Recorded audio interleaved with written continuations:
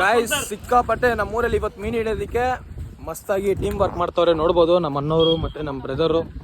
ಬಲೆ ಮೀನ್ ಹಿಡಿಯೋ ಒಲೆ ನಿನ್ ಟೀಮ್ ವರ್ಕ್ ಇಲ್ಲ.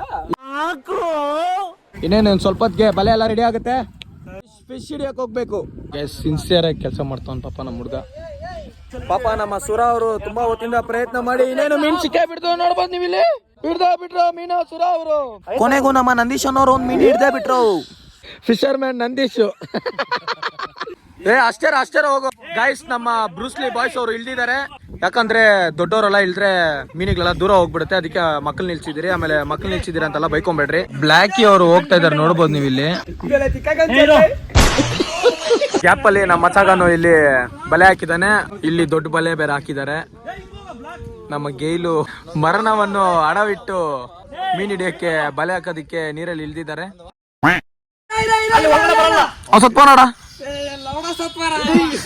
ಅವ್ನು ಅಂಡ್ರು ಬೇರೆ ಹಾಕಿಲ್ಲ ಕಣ. ಪಂಚ್ ಡೈಲಾಗ್ ಹೇಳ್ಬಿಟ್ಟು ಹೋಗ್ತಾ ಇದ್ದಾನೆ. ಗೈಸ್ ಬಲೆ ಹಾಕ್ತಾ ಇದೀವಿ. ಮೀನ್ ಹಂಗೆ ಬೀಳ್ತಾನೆ ಇದೆ. ನೋಡ್ಬೋದು ನೀವು ಇಲ್ಲಿ ಆಲ್ರೆಡಿ ಬಲೆಗಳೆಲ್ಲ ಹಾಕಿ ಗ್ಯಾಪ್ ಬಿಡ್ಬೇಕು 1 hour.